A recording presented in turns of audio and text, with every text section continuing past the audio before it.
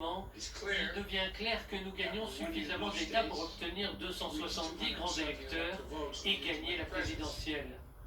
Je ne suis pas là pour vous dire que nous avons gagné, mais je suis là pour vous dire qu'une fois le décompte terminé, nous pensons que nous serons les vainqueurs. Côté républicain, c'est une véritable guérilla judiciaire qui s'engage. Plusieurs recours ont été déposés pour suspendre le dépouillement dans certains États clés.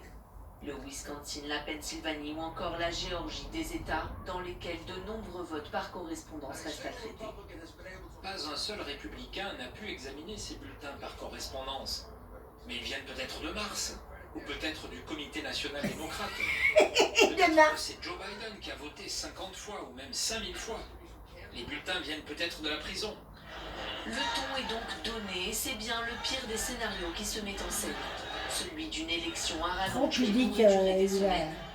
Malgré une participation record avec plus de 160 millions d'électeurs, les Américains ne connaissent toujours pas le nom de leur président. Une première en 20 ans. Alors Joe Biden n'est pas encore élu, mais il a publié un tweet au ton très présidentiel. Il dit: aujourd'hui, le gouvernement Trump a officiellement quitté l'accord de Paris sur le climat et dans exactement 77 jours, un gouvernement Biden le rejoindra. En attendant, les partisans des deux camps manifestent, ils ont défilé dans plusieurs villes du pays. Les pro-Trump protestent contre ces votes par correspondance qui, selon eux, sont dépouillés trop tardivement. Manifestation ici en Arizona. Il faut compter chaque voix, disent les partisans de Joe Biden dans de grandes villes du pays comme ici, à Washington. Catherine Gentil de Canco, vous êtes notre correspondante aux États-Unis. Aucun des deux camps ne semble disposé à lâcher.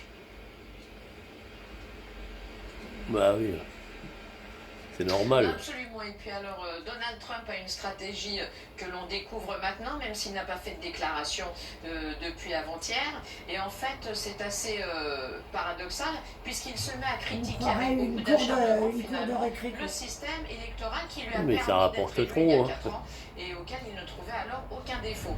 Donc maintenant, sa stratégie est claire.